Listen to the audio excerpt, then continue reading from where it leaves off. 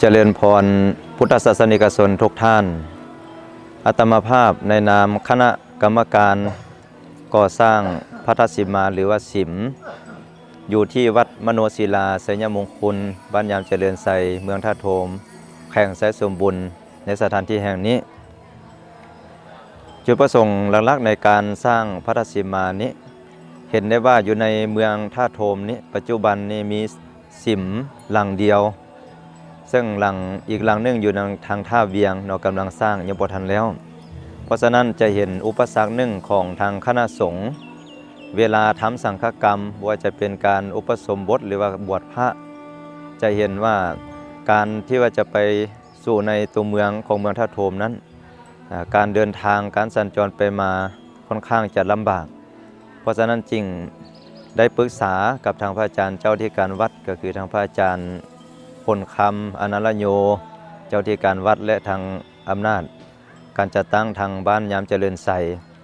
ทางเฒ่าแก่เนวโฮมได้เห็นดีเห็นพร้อมกันในการสร้างพระธาตุสิมาโดยปรึกษาทางพระอาจารย์ใหญ่สมพันธ์อ่อนดวงพระจันทร์กรรมการส่วนกลางอพสประธานองค์การพุทธศาสนาสัมพันธ์ลาวแขวง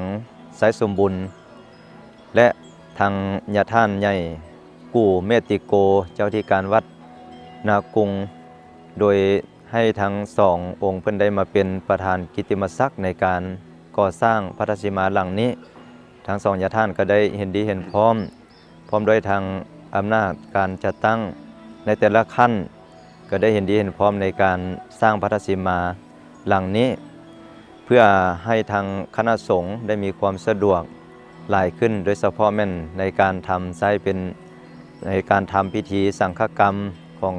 ทางกิจของทั้งสงฆ์ว่าจะเป็นทางการอุปสมบทในการบวชพระเพราะฉะนั้นในการก่อสร้างพระธาตุสิมานี้ระยะเวลาจะใช้เวลาอยู่ประมาณ3 ปีจึงจะสำเร็จในปัจจุบันก็ได้มีโครงห้างที่ท่านทั้งหลายได้เห็นอยู่ในปัจจุบันนี้ซึ่งการออกแบบพระธาตุสิมานี้แม่นทางพระอาจารย์ไสยสิทธิ์คุณเทพซึ่งเป็นหัวหน้าคณะพุทธศิลปะของกรรมธิการสาธารณูปการส่วนกลางได้เป็นองค์ออกแบบเน้นเป็นพุทธศิลป์หรือว่าพุทธศิลปะทางพวนหมวดประยุกต์อันนี้คือการเน้นในส่วนที่ว่าแข่งไสสมบุญกับแข่งเสียงขวางนี้มีจุดที่อยู่ใกล้กันจึงเน้นเป็นพุทธศิลปะของทางพวนจึงขอประชาสัมพันธ์เอาตัวญาติโยมทุกคนทุกท่านที่มีความประสงค์ในการสร้างบุญโดยเฉพาะแม่นในการสร้างพระธาตุสิมาในการสร้างพระธาตุสิมาหลังนี้เกิดขึ้นได้ย้อนทางคณะสงฆ์ว่าจะเป็นทางอพส.แขวงอพส.เมืองและทางคณะสงฆ์ภายในวัดพร้อมด้วยองค์การจัดตั้งภายในวัดองค์การจัดตั้งในแต่ละภาคส่วนในการเป็นเจ้าภาพศรัทธานั่นก็คือส่วนหลายจะเป็นเจ้าศรัทธาแบบทั่วไปเจ้าศรัทธาแบบทั่วไปก็มีเป็นบางท่านที่มาปวารณาในเบื้องต้นในการก่อสร้างพระธาตุสิมาหลังนี้ก็จะได้ดำเนินไปเรื่อยๆเนาะตามการคิดไล่ของทางนายสร้างก็คิดว่าประมาณระยะ3 ปีจึงจะสามารถสร้างสำเร็จได้จึงขออนุโมทนาสาธุการกับอตุญาโยมทุกคนทุกท่านที่ได้มาร่วมสมทบอุปโมทนาจตุปัจจัยมาก่อนหน้านี้บุญใดกุศลใดที่ทางคณะสงฆ์ได้กระทำดีแล้วก็ขอให้ทางอตุญาโยมเจ้าภาพศรัทธา